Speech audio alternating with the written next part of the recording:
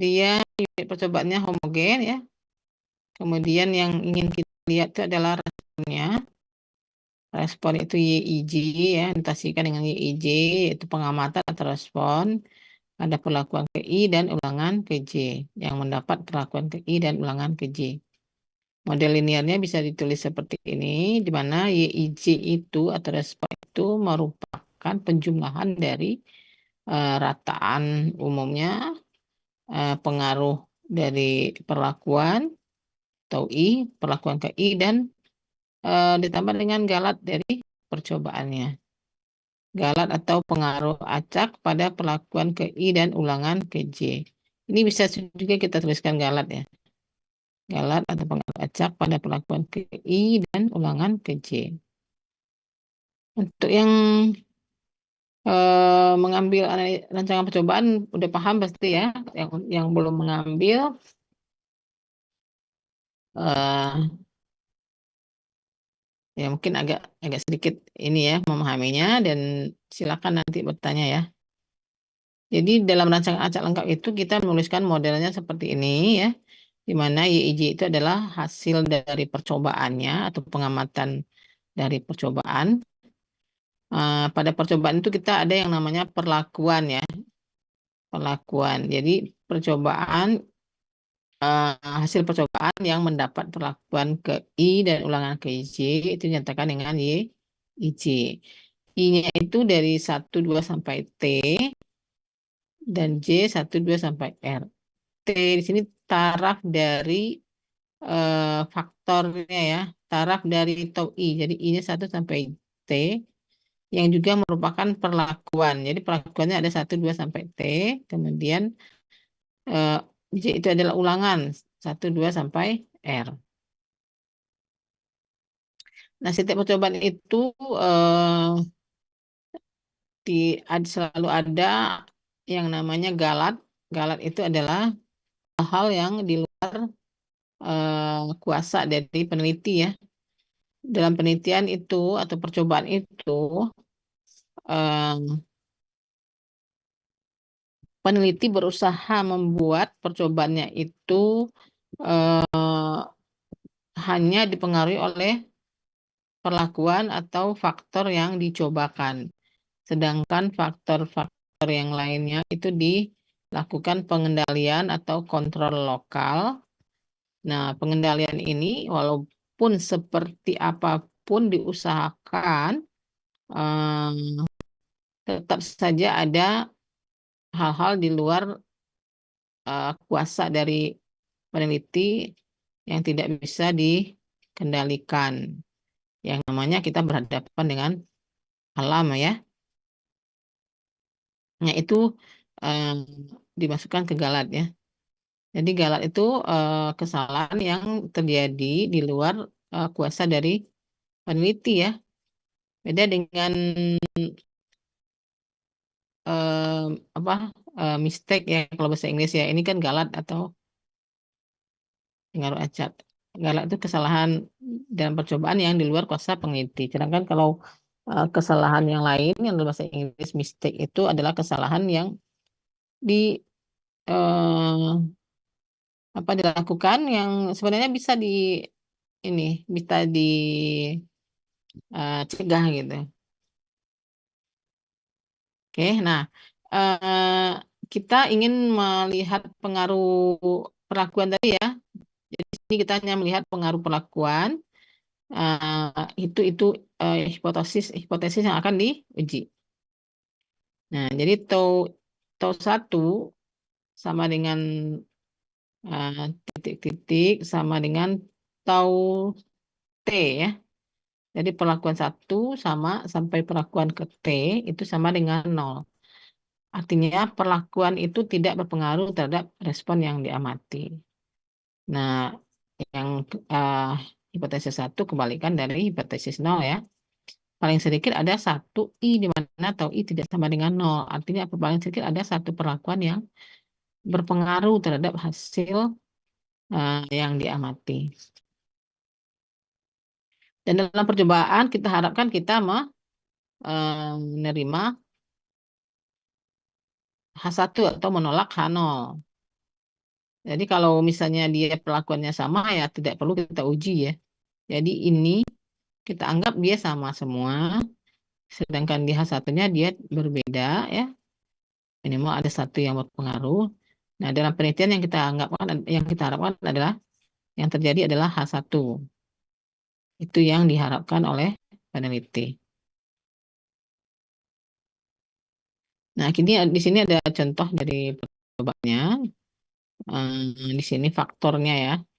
Percobaan itu menggunakan rancangan acak lengkap, yaitu karantina tumbuhan untuk mengetahui pengaruh fumigan metil bromide sebagai pembasmi serangga. Jadi ada CH3BR yang merupakan pembasmi serangga terhadap daya kecambah kacang hijau. Jadi di sini responnya adalah eh, kecambahnya ya, daya kecambahnya dari benih kacang hijau. Kemudian faktor yang dicobakan itu adalah eh, fumigan ya, dosis fumigan atau CH3BR, CH3BR. Nah, ada dosis dari CH3 ini ada eh, 5 ya, 1, 2, 3, 4, 5. Jadi di sini yang disebut dengan faktornya itu adalah fumigan metil bromide, sedangkan dosisnya itu yang merupakan tahap dari faktornya disebut sebagai perlakuan. Jadi di sini ada perlakuannya ada 5. Kemudian masing-masing perlakuan itu diulang sebanyak 8 kali. Nah, ini ada ulangannya sebanyak 8 kali. Jadi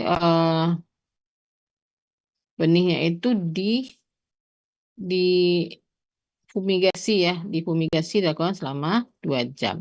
Jadi sebelum dibenihkan kacang hijaunya itu di fumigasi dulu dengan CH3BR ini.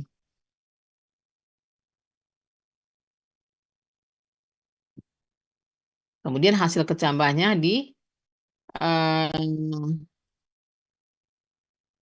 hitung berapa persen terjadi kecambah dalam waktu 7 hari. Ya. Jadi penelitiannya itu percobaannya itu 7 hari. 7 hari eh, eh, masing-masing kacang hijaunya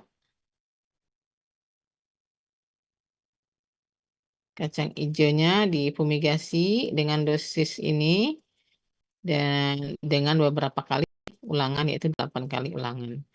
Nah, ketika dikasih dosisnya 0, hasilnya ini. Ulangan 1, ulangan 2, ulangan 3, ulangan 4, 5, 6, 7, 8, semua 100% berkecambah. Jadi 100% dari kacang hijaunya malah berkecambah. Dosis 16 sama berkecambah semua. Sedangkan dosis 32 tidak semuanya berkecambah. Kita lihat di sini ulangan 1 hanya 90% ya dari kacang hijau yang digunakan.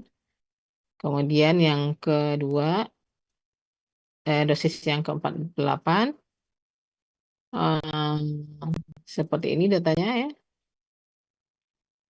Dosis yang 64 ini. Nah, bisa lihat di sini rata-ratanya ya untuk semua ulangannya rata-ratanya dia 100%, 100%, 90%, 80 dan 85. Nah, di sini kita lihat bahwa ternyata kalau di dosisnya 0 atau tidak difumigasi 100% yang berkecambah, kemudian difumigasi dengan dosis 16 yang berkecambah 100%, dosis 32 90, yang 48 malah turun ya, 80. Nah, dosis 64 naik lagi jadi 85. Ini data yang secara kebetulan, data ini apakah hanya kebetulan saja gitu ya, atau memang ada pengaruhnya, memang signifikan pengaruhnya. Nah, untuk mengetahui apakah ini hanya suatu kebetulan saja atau ada pengaruh yang signifikan, kita dapat mengujinya dengan uji ANOVA ya. Kalau dalam rancang acak lengkap kita menggunakan uji ANOVA. Nah, di sini kita tidak sini kita langsung memakai software ya. Nah, jadi hipotesisnya adalah karena dia ada 5 perlakuan, jadi tahun 1 sampai tahun 5 sama dengan 0, artinya perlakuan fumigasi tidak berpengaruh terhadap daya kecambah benih kacang hijau. Dan hipotesis satunya sebaliknya ada pengaruh dari fumigasi ya terhadap daya kecambah kacang hijau. Model linearnya seperti ini, di mana I-nya itu 1 sampai 5, ulangannya 1 sampai 8. Nah, IIJ-nya apa kita tuliskan seperti ini, daya kecambah benih kacang hijau yang memperoleh fumigasi dosis ke I, ulangan ke J. Jadi YIJ, Y11 berarti daya kecambah atau persentase benih hijau yang berkecambah yang mendapat fumigasi 0 dan ulangan ke 1.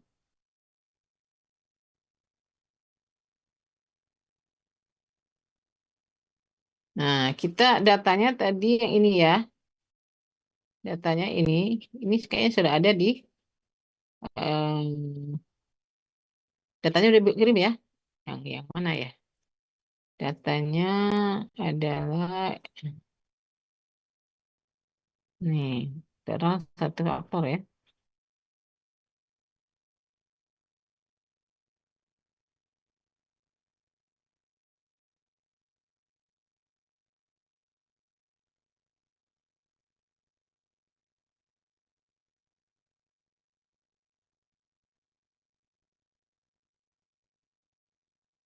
Nah, ibu kan yang modelnya itu kan pakai SPSS 16 ya. Nah, ketika ibu buka ternyata langsung dibuka dengan IBM ya. IBM 26 ini. Langsung dibuka dengan IBM 26. Nah, ini datanya dan dimasukin di sini ya. Bisa kita lihat di variabel view-nya datanya adalah yang pertama dosis, yang kedua daya kecambah. Daya dosis itu bisa lihat di sini dosisnya ada 0. Kita tulis di sini dosis 1 ya.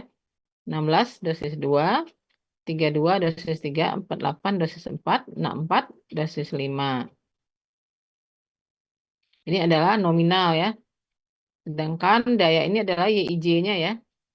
YIJ-nya. Bisa kita tambahin di sini adalah respon. Respon atau pengamatan. Respon atau pengamatan. Respon skala pengukurannya adalah scale ya. Karena dia merupakan data kontinu. Kita lihat. Nah, jadi di sini dosis semua ulangan ya. Dosis 40 ya. Kita lihat ininya ya.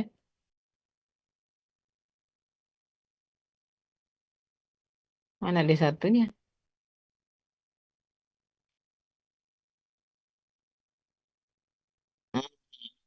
Oke, nggak muncul. Hmm, udah masuk belum ini? Udah ya? Izin Bu, Ya? sepertinya yang eh, dikasih namanya itu 40 Bu. Itu kan Oh, di namanya datanya 40 ya, bukan D1 ya? 0, 16, 32, 48, 64 Bu. Oh iya. Oke. Mm-mm. Ya, coba kita lihat di modulnya ya. Oke. Kalau startnya udah bisa ini ya, lewat.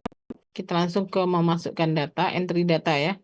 Entry data, mendefinisikan variabel, sudah kemarin ya, nama-nama variabel dimasukin di variabel view. Kemudian yang untuk dosis kita buat values value labelnya ya. Ya, nampak D1, 0 D1, 16 D2 dan seterusnya. Ini tadi ya dosis. Nama-nama variabelnya dimasukkan, kemudian disimpan ya, disimpan datanya, data untuk RAL 1 faktor.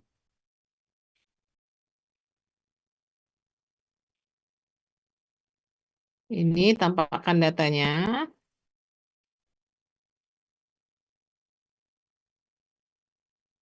Tampakkan datanya. Mana tadi?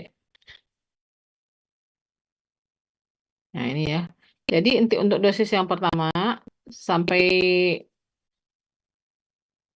dosis 40. Dosis 0 mana?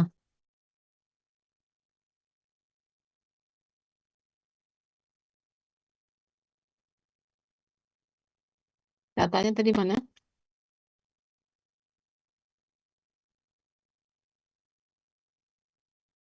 Dosis 0 ulangannya 8, 16, 8. Data kita,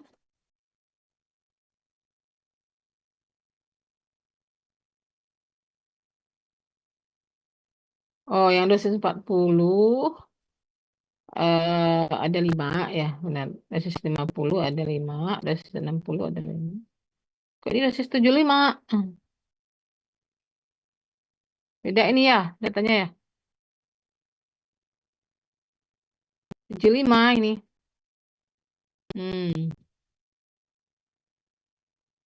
bentar. Ini kali, ini kentang.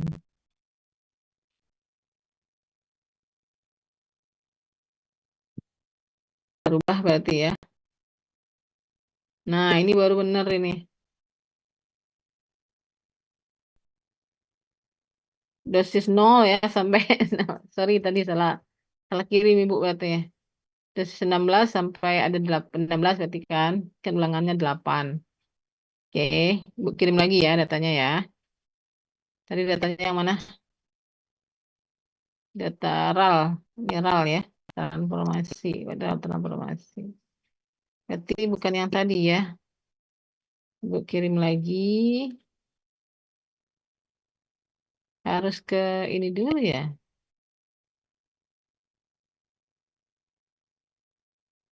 Halo? Izin Bu, datanya Harus udah dikirim Bu. udah ada. Udah ada Bu. Sudah ada. Oke. Sip. Jadi yang ini ya datanya ya. Yang RAL transformasi ya. Ini datanya ini. Oke. Jadi tadi ulangannya kan 8. Ada 8. 0 ya. Yang 0 itu ada sampai 8.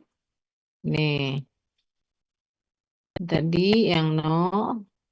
Nah, ada sampai 8 kan. Kemudian yang 16 ada sampai 8 juga ya. Nih. Kemudian yang 32 sampai 8 juga. Yang 48 dan 64.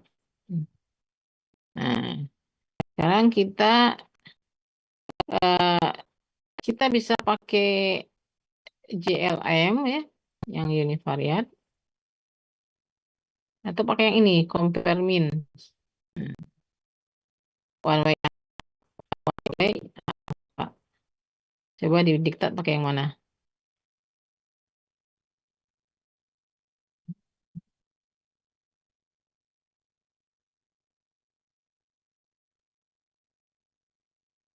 Nah, di menu analyze, compare min, one way ANOVA ya. Analyze, compare min, one way ANOVA di bawahnya. Oh, ada kelihatan one way ANOVA-nya. Kok malah ke sini. Atau pakai ini aja. Oke, kita pakai one way ANOVA.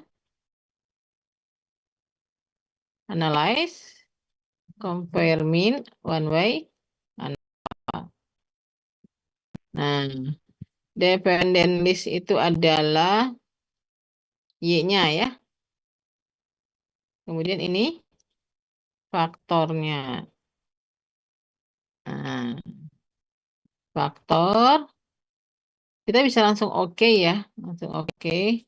Atau kita mau uji lanjut nih, ada uji lanjut post hoc, post hoc, post hoc. Nah, pakai uji LSD misalnya ya. Kemarin itu pakai uji LSD banyak di sini. Optionnya apa? Kita bisa lihat uji ya. Nah, uji asumsinya bisa ada di sini. Uji kehomogenan, deskriptifnya bisa ditampilkan. Min plot, ada ini aja dulu ya. Coba kita lihat di sini. Oke ya. Dilanjut post hoc, saya ambil LSD.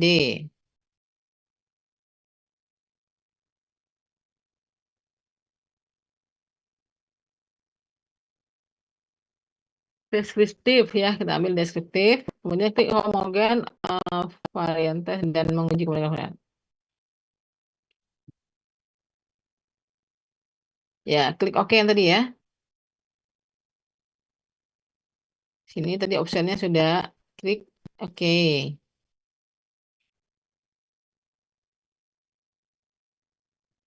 Ini hasilnya ya. Deskriptif D1 tadi ya, D1 atau yang 0, rata-ratanya 100, standar deviasinya 0. Sama semua ya, nggak ada perbedaan, jadi nggak ada tanda deviasinya ya. Ini juga ragamnya 0, karena dia sama semua nilainya, jadi tidak ada variasinya. Standar 0, bawahnya 100, minimum 100. Kemudian ini yang untuk di 90,25, standar deviasinya ini, standar deviasi yang paling besar ini ya. Kembali itu yang kecil ya standar deviasinya. Hmm, Terus nya 82, 76, maksimum 84. Yang di 4. Ini tes kehomogenan. Kalau signifikansinya 0, dia homogen apa enggak? Dia tolak apa terima nol? Kalau 0 ini, maka dia akan tolak H0 ya. Nah, kalau untuk uji asumsi, kita mengharapkan yang kita itu adalah kita terima H0. Karena hipotesis nolnya biasanya ragamnya homogen, hipotesis satunya ragam tidak homogen. Ini ANOVA-nya, twin group ini maksudnya jumlah kuadrat perlakuan ini ya. Ini jumlah kuadrat Galat, ini jumlah kuadrat total. Uji F-nya ini, nilai F-nya ini dan signifikansinya ini. Berarti signifikansinya 0,000, berarti kalau kita ambil 1% aja ya. Kita ambil 1%, berarti dia sudah signifikan. Berarti apa? Berarti ada pengaruh dari fumigasi tadi ya, dosis fumigasi terhadap persentase atau terhadap daya kecambah dari benih kacang hijau. Ada pengaruh fumigasi terhadap daya kecambah benih kacang hijau. Ini uji tadi ya, uji LSD-nya dibandingkan dua-dua ya. Seperti biasa, D1 dengan D2. Ini perbedaan rata-ratanya ya, karena 100 ya rata-rata nggak ada ya perbedaannya ya. 0 ya perbedaannya. Tanda signifikansinya 1. 1, 1, 1 berarti tidak signifikan ya. Sama ya. Yang signifikan ini yang ada bintang-bintangnya. Ini perbedaan 0. Ini 0,0 berarti signifikan. Ini signifikan juga. Ini tanda bintang di sini ya. Berarti ini signifikan di 1% karena 0,00. Jadi yang berbeda itu D3 dengan D1 dengan D3, D1 dengan D4, D1 dengan D5. Oh ya, D1 dengan D2 sama ya, sama-sama 100 ya rata-ratanya ya.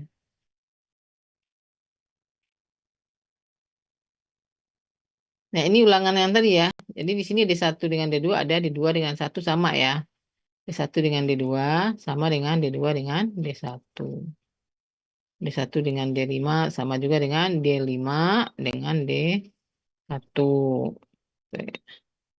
Signifikan, signifikan. Ini kalau kita gambarkan gimana tuh? Jadi yang paling signifikan, semuanya 1% ini ya. signifikansinya. Tuh 0,0 ini 0,005 0,005 1% juga. Nah, itu. Kalau diurutkan rata-ratanya dari yang terkecil adalah tadi 85 ya.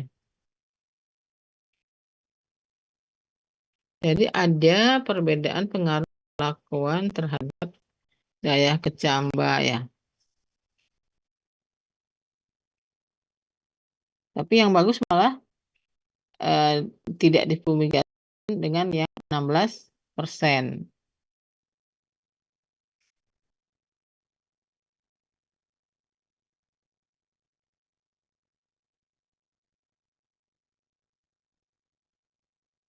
Nah, ini cara yang lain ya, pakai GLM,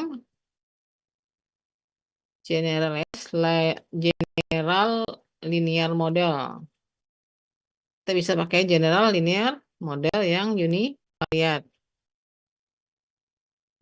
Sama nanti caranya.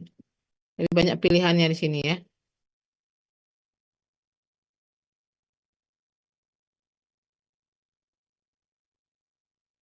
Kalau satu faktor pakai pakai compare min itu udah sangat bagus hasilnya.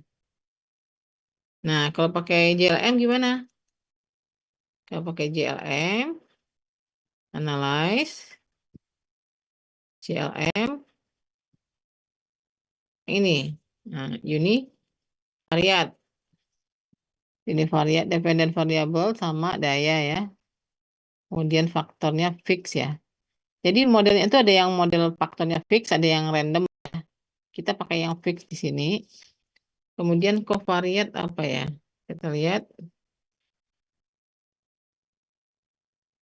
dosis, daya dosis. Kemudian kita pilih model ya.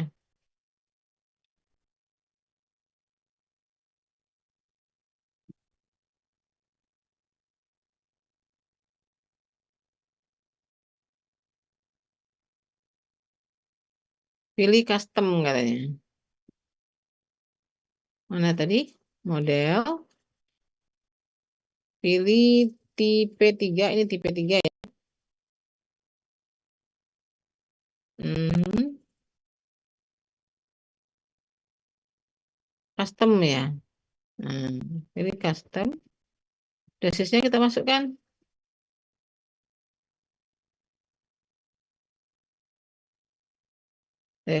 Masuk. Lihat dulu ya. Dosis custom. Oh, beda ya. Ini SPSS 16 full faktorial dan custom. Oke, kita lihat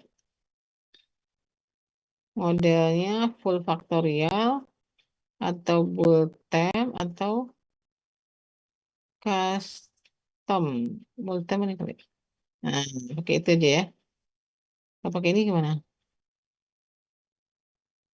Kita keluarin dulu.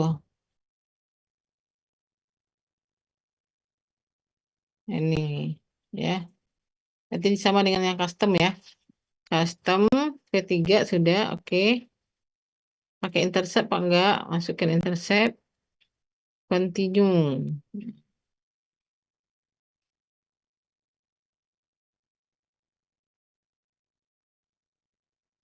Kemudian save. Nah, di sini kita bisa men-save nilai dugaannya ya. Kalau di situ tadi nggak bisa ya. Residualnya yang distandarisasi atau yang tidak distandarisasi.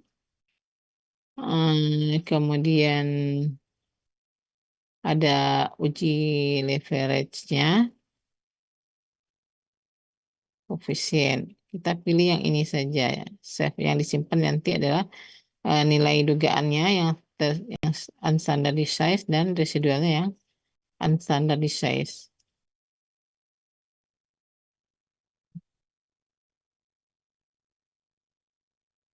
Jadi apa tadi? Option ya? Eh, apa tadi? Save, Bu. Save, Bu. Save ya, save. Oke. Save, kita bisa standarisasi yang residualnya nilai Y topi ini ya. Nilai dugaan itu Y topinya. Ini nilai errornya galatnya tadi. Kemudian kita pilih apa lagi? Post hoc ya. Post hoc ini dosisnya ya. Mau pakai uji apa? LSD misalnya. Tadi kemarin apa aja? Uji apa aja yang diajarin sama Pak Ngudi? Uji LSD, 2K, Ya, Duncan, sama Danet, Bu. oke. Duncan ya. Ini ya. Iya, Oh, Duncan yang ini ya. iya, Bu. Duncan, Danet. Kalau Danetnya harus ada kontrasnya ya. Oke, boleh dicoba dua-duanya. Oke, continue. Saya option tadi apa? Nah, kita bisa tampilkan juga deskriptifnya lebih banyak pilihannya ya. Nah, ada plot residualnya, parameter estimate, kemudian ada uji-uji apa ini ya. Bisa dilihat nanti ini apa ya. Yang dipakai ini dulu. Estimate of size. Kita lihat dulu ya. Save option tadi udah ya. Display mean, deskriptif, Mogen test, residual plot. Ini bisa juga nih. Oke. Post hoc ya, pakai LSD. Kemudian asumsi, ada uji asumsi. Uji asumsi, oh nanti dari residualnya ya, oke. Nanti akan muncul, oke dulu tadi ya.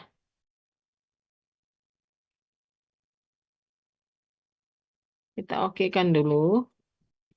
Nanti nilai residualnya akan muncul.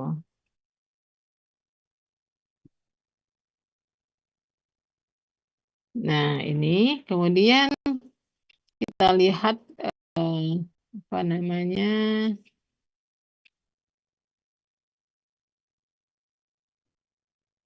window-nya.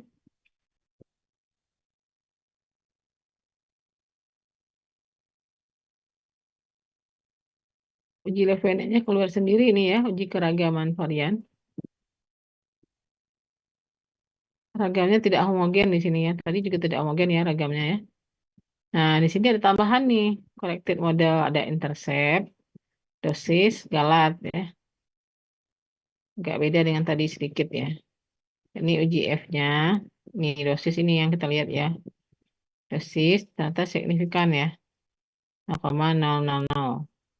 Kemudian uji post hoc R-square-nya berapa nih? 0,838. Post hoc-nya sama dengan yang tadi ya. Tuh. Kemudian LS ini LSD. Uji itu kayak ya. Oh ini 2K, ini LSD. Sama hasilnya ternyata. Oke, kemudian kehomogenan. Nah, kehomogenan. Hmm,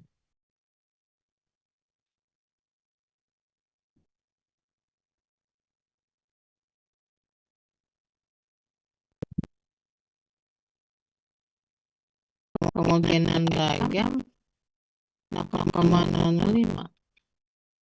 Satu.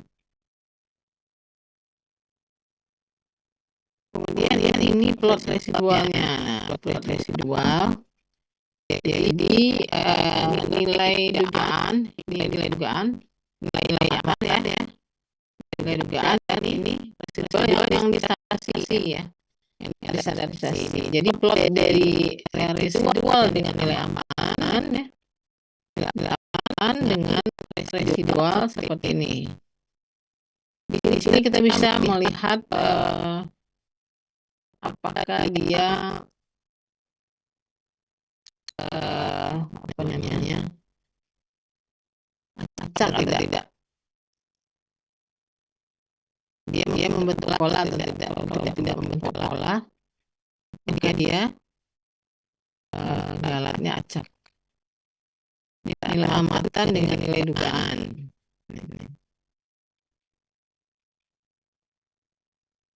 Oke, kita ini tadi kemungkinan ini ya, kemungkinan ragam ke 0,0 berarti dia tidak homogen. Oke, kita lihat lagi ke asumsinya. Nah, di sini kenormalan grafis ada dilihat dari plot Kiki. Kemudian di sini ada tambahan ya, ada tambahan nilai yang kita sendiri, nilai dugaan dan nilai residualnya. Jadi untuk yang nol nilai Y topi ya, berarti ini Y11 topi, berarti Y12 topi sampai Y18 topi. Artinya nilai dugaan untuk respon perlakuan yang ke-1 atau dosis yang ke-1 dan ulangan ke-8. Jadi Y18 topi ini ya. Ini E18 ya. 18 atau alat 18 alat pada perlakuan 0 ulangan ke-8. Sama dengan nilai dugaannya. Ini nilai nilai responnya, ini nilai dugaannya. Residual kan ini ya, nilai ini ulangi ini, namanya dia 0 ya. Residual itu adalah nilai respon dengan nilai dugaan atau Y dikurangi Y topi, itu adalah residual. Kalau residualnya 0 berarti dia tepat banget ya. Di sini 90 dikurangi ini dan min 0,25 min 0,25 ya. 88 dikurangi ini 92 dikurangi ini. Ini adalah yang dari set tadi. Jadi kalau kita pilih set prediksi nilai dugaan dan residual, maka dia akan muncul di data editor ini. Nah, kita bisa uji ini. Kita bisa menguji kenormalan dari alat tadi ya, residual dengan menggunakan plot Kiki. Dia sendiri. Plot Kiki untuk residual ya. Nah, residual plot Kiki kita pakai yang normal ya. Kita mau lihat apakah dia normal atau tidak. Pikirkan saja. Muncul ya, muncul ini. Nah, ini plotnya. Jadi plot kikinya kalau dia menyebar di sekitar ini, membuat pola garis lurus, maka dia bisa kita simpulkan mempunyai distribusi normal. Jadi sebenarnya mempunyai distribusi normal karena berada di sekitar garis lurus ini, karena dia membuat pola garis lurus. Kemudian itu uji asumsi kenormalan secara grafik ya. Kemudian uji asumsi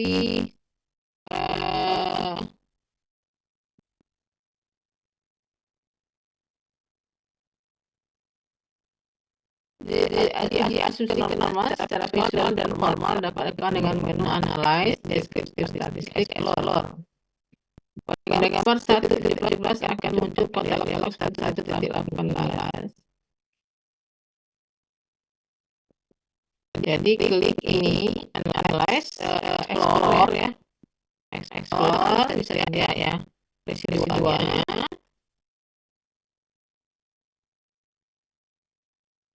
Normal plot. Bisa dia pakai easy leveling ya, ya.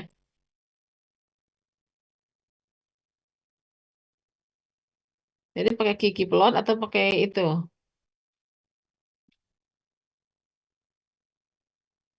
pakai ggplot atau tadi pakai explore ya. Analyze, descriptive, explore. Mana explore? Kita mau menguji residual ya. Kan residual yang diuji. Apa yang mau diuji?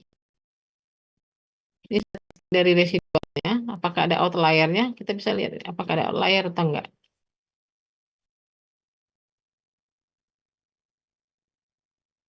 Plotnya ya, plot. Nah, di sini plotnya pakai histogram bisa pakai. Jadi ini plot PP plot ya. Tadi Kiki plot, ini PP plot, plot peluang normal. Jadi kita bisa menggunakan keduanya, bisa kayak PP plot atau pakai Kiki plot. Kiki plot lebih bagus. Oke, continue. Option apa? Continue. Oke saja ya.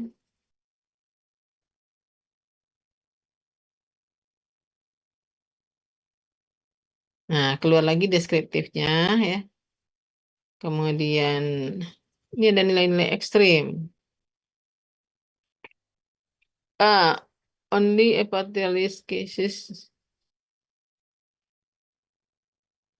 Nilai ekstrim nggak ini?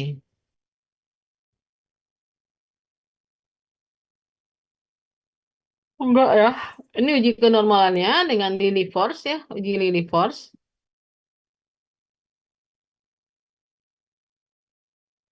Uji Kolmogorov Smirnov dan uji Shapiro-Wilk. Uji Kolmogorov Smirnov 0,0, uji Shapiro-Wilk juga 0,0. Kalau 0,0 atau di bawah 1% atau di bawah 5%, maka dia tidak normal ya. Hipotesisnya apa? Hipotesis 0 dia mempunyai distribusi normal. Hipotesis 1 tidak mempunyai distribusi normal. Kalau ini berarti tolak H0 ya. Tolak H0 berarti tidak mempunyai distribusi normal. Tapi tadi kalau secara grafik kayaknya normal gitu ya. Nih, kayaknya normal ya. Ya, lebih bagus kita menggunakan uji seperti ini ya. Kalau grafis kan dia subjektif ya, sifatnya subjektif. Saja kita bilang normal, ternyata enggak ya. Oh, ternyata juga munculnya Kiki plot ya di explore tadi ya. Jadi kita bisa langsung pilih Kiki plot atau pakai explore. Oh, di sini ada ini box plot ya. Box plotnya di center sini ada pencilan ya. Pencilannya nomor yang data ke 39, 35 dan 40. Jadi ekstrim tinggi ini ya. Ini ekstrim rendah. Data yang nomor 40, 39 dan 35 itu merupakan pencilan. Kemudian jadi grafiknya itu subjektif ya. Ternyata dia tuh ada pencilan. Kita bisa menggunakan box plot. Kalau di sini dia ini sih ya, apa namanya? eh ini simetris ya, kayaknya histogramnya simetris ya. Apa cenderung ke kanan? Oh, ini rata-rata ya. Ini ternyata lebih besar ke sini ya daripada ke sini ya. Tidak tidak tidak tidak simetris ternyata ya. Di bawahnya lebih besar ya. Kemudian ini ada di luar ini juga tapi belum termasuk pencilan. Jadi ini udah mendekati pencilan ini ya. Nah, pencilan inilah yang yang menyebabkan tadi penglihatan kita itu seolah-olah dia apa. Nah, ini ada pencilan di sini. Ini ya.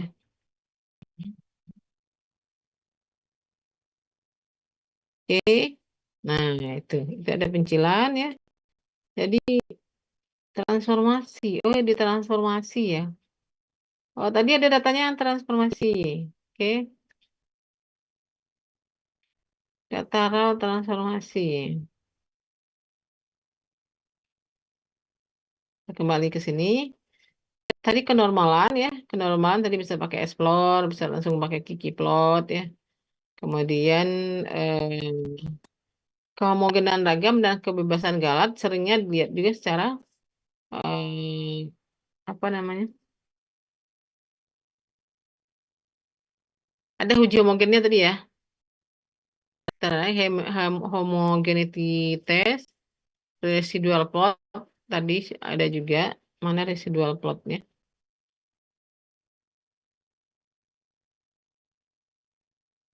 Ini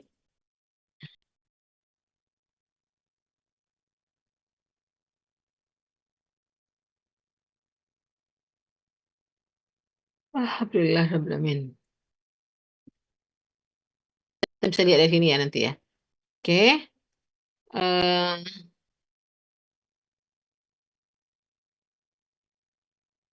ini interpretasinya terletak dari sini ya. Silakan dibaca. Ini yang pakai kompermin tadi ya. Ini yang pakai GLM. Ini yang pakai kompermin, ini yang pakai GLM. Homogenitas, karena dia lebih kecil dari 0,05, maka tolak H0. Artinya ragam galat di atas tidak homogen.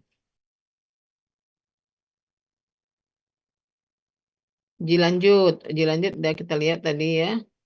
Yang signifikan ini adalah ini dengan ini dengan ini. Nah, kalau dia ragamnya tidak homogen gimana? Apa yang kita lakukan? Kemarin dengan Pak Budi enggak belajar. Kalau ragamnya tidak homogen, apa yang dilakukan? Kalau dia tidak memenuhi asumsi, maka hasilnya itu akan tidak bisa dipercaya. Jadi di sini kita lihat dia signifikan pengaruhnya ya. Nah, kita lihat pengaruhnya signifikan di tabel ANOVA ya. Di tabel ANOVA ternyata pengaruhnya signifikan. Tapi ini dia tidak memenuhi asumsi. Nah, kalau tidak memenuhi asumsi ini tidak bisa diterima, harus dipenuhi dulu asumsinya.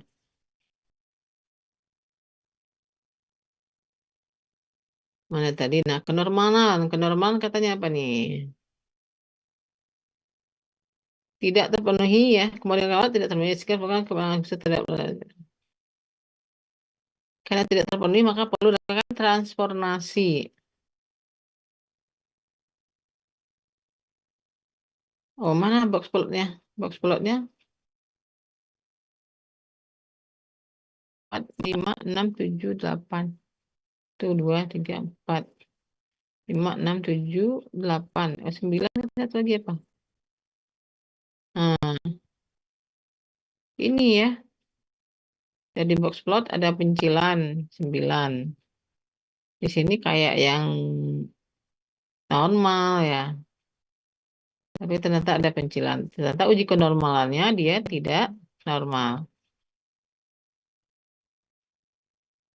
Coba kita baca. Output 6 menghasilkan kenormalan galat secara formal di mana terlihat nilai signifikan dengan uji Kolmogorov-Smirnov adalah 0,000 lebih kecil dari 0,05 berarti tolak H0 atau asumsi kenormalan tidak terpenuhi ya. Dari 0 segi plot terlihat juga bahwa titik-titik pada plot tidak membentuk garis lurus. Di mana terlihat bahwa titik plot cukup jauh menyebar dari garis lurus. Di mana kedua ujung garis itu masa tidak garis lurus ya. Ini ini ada yang jauh ya, ini ada pencilan. Jadi di sini tidak terpenuhi asumsi kenormalan dan kehomogenan. Nah, dalam analisis ragam atau ANOVA, kalau kalau asumsi tidak dipenuhi, maka hasilnya tidak bisa dipercaya. Nah, supaya hasilnya bisa dipercaya, maka kita harus melakukan transformasi dulu. Lakukan transformasi data supaya nanti hasilnya dia homogen. Hasilnya dia memenuhi asumsi. Nah, ini penanganan pelanggaran asumsi. Transformasi, kita transformasi. Terus ini yang pakai yang kemarin ya, compute variable. Nih,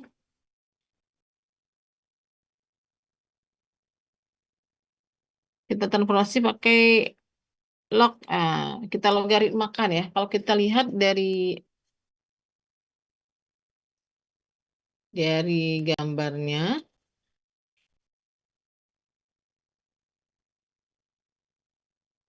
Jadi di sini di transformasi menggunakan transformasi logaritma.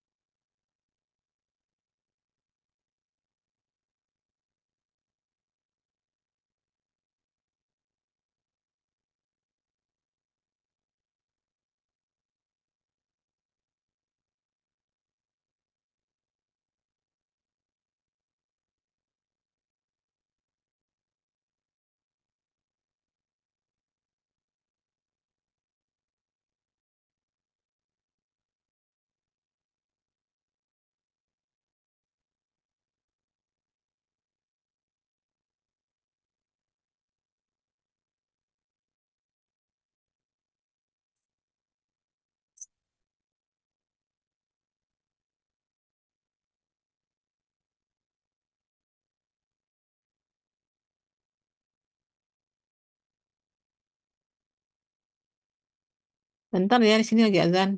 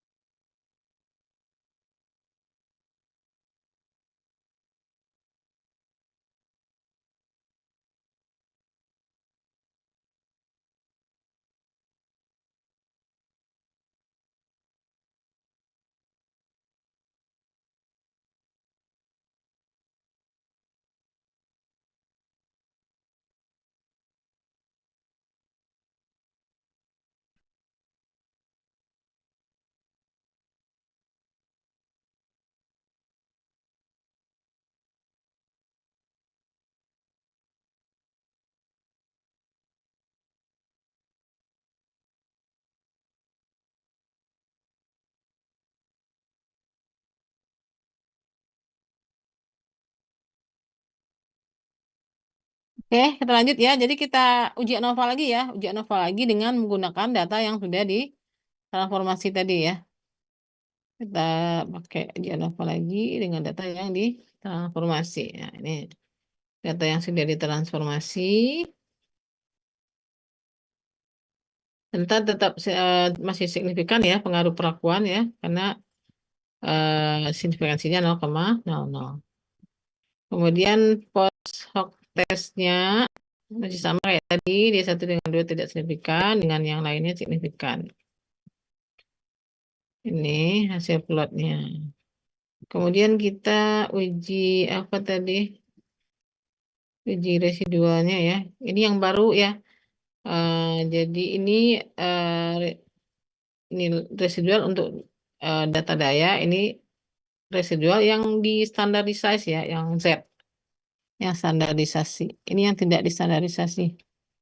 Coba kita lihat tadi apa deskriptif, explore, statistiknya,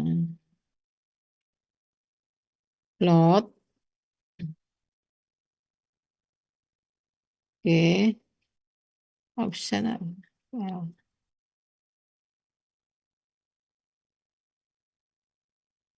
ini hasilnya tadi.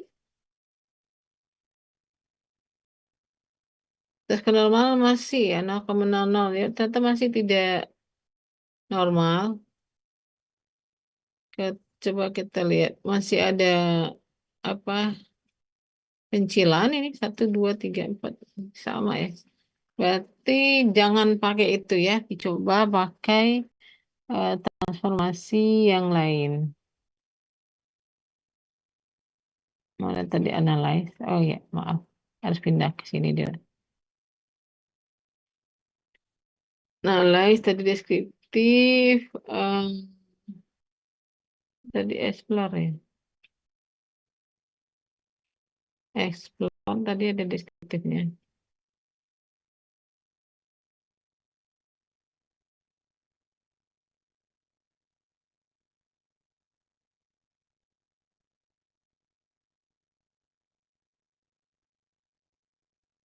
Udah tadi ya ini ya.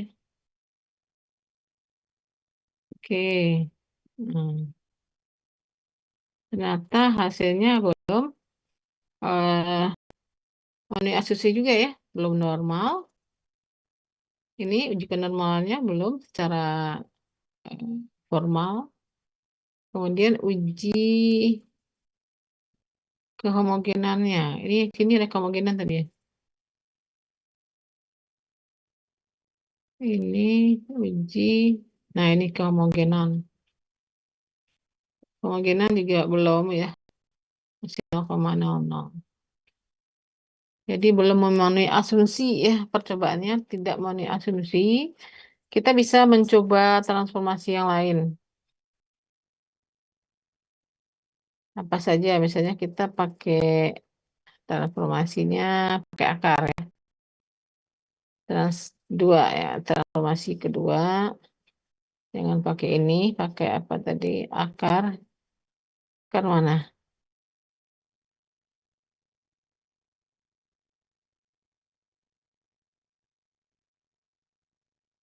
Akar. Ini apa? Koordinat ya? SQRT apa? SQRT. Atau pakai eksponen, atau pakai ln ya. Tadi logaritma 10, sekarang ln. Logaritma akar mana? Pakai inverse. Akar SQRT, Bu. QRT akar kan ya? Oke. Nah, akar. Akar dari apa? Dosis ya. Kok dosis daya. Hmm. Oke. Kita punya data baru lagi. Ini trans 2 ya. Trans 2 variable view-nya kita lihat sudah memenuhi ya. Kita coba analyze lagi nih. Pakai JLM. Ininya aja yang dirubah. Trans 2 ya. Yang lain tuh biasanya udah ada di situ. Hmm, modelnya tetap yang tadi ya.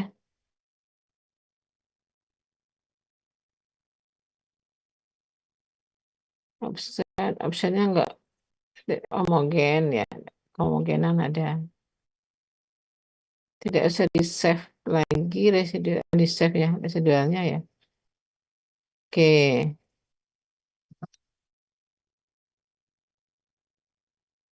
Masih tidak homogen ya. Signifikan kenormalannya kita pakai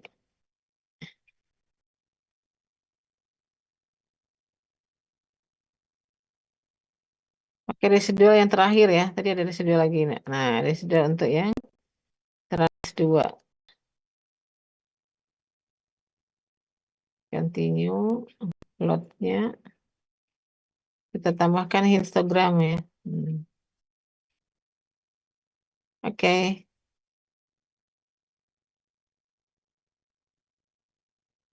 Normalnya tidak normal. Histogramnya seperti ini. Tidak ada pencilan ya di sini ya. Kemudian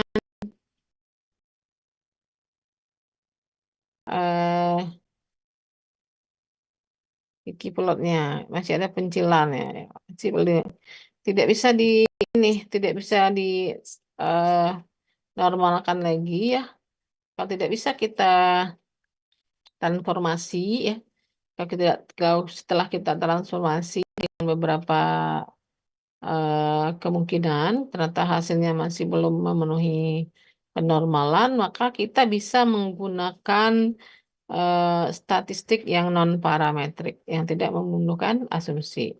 Nah, kalian yang sudah belajar statistik non parametrik dan pasti sudah pernah ya belajar menguji rata-rata dari beberapa perlakuan ya. Jadi bisa menggunakan statistik non parametrik. Oke?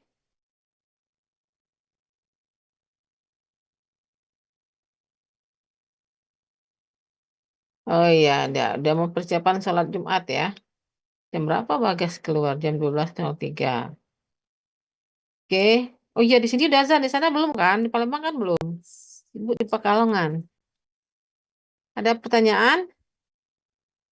Kemudian untuk yang lainnya silakan dicoba ya, yang rak, kemudian yang rancangan bujur sangkar Latin. Oke, jadi materinya dengan ibu sampai di sini ya. Kemudian ini ya sampai sini ya. Nah, minggu depan pertemuan berikutnya berarti ujian, ujian 2. Di sini ada tugas ya, silakan dikerjakan ini tugasnya dan dikumpulkan per orang saja. Oke, ada pertanyaan? Kalau tidak ada pertanyaan, kita cukupkan sampai di sini. Karena udah waktunya Jumatan ya. Oke, jadi tadi kalau dia tidak mau nih harus memenuhi asumsi ya. Kalau tidak memenuhi asumsi, maka kita harus mentransformasi eh, dengan apa namanya supaya memenuhi. Nah, kalau tidak memenuhi asumsi juga, maka kita bisa menggunakan statistik non parametrik. Jadi kita tidak perlu memaksakan pakai ANOVA ya. Walaupun hasil penelitiannya pakai percobaan, maka tetap kita bisa menggunakan statistik non parametrik untuk mengujinya. Oke, baik, sudah waktunya untuk sholat Jumat untuk yang cowok. Jadi kita untuk cukupkan sampai di sini pertemuan hari ini ya. Silakan dikerjakan tugasnya dan dikumpulkan nanti ke email Ibu. Hmm, kita tutup pertemuan ini dengan Alhamdulillahirrahmanirrahim. Assalamualaikum warahmatullahi wabarakatuh. Waalaikumsalam warahmatullahi wabarakatuh. Terima kasih, Bu. Terima kasih, Bu. Ya.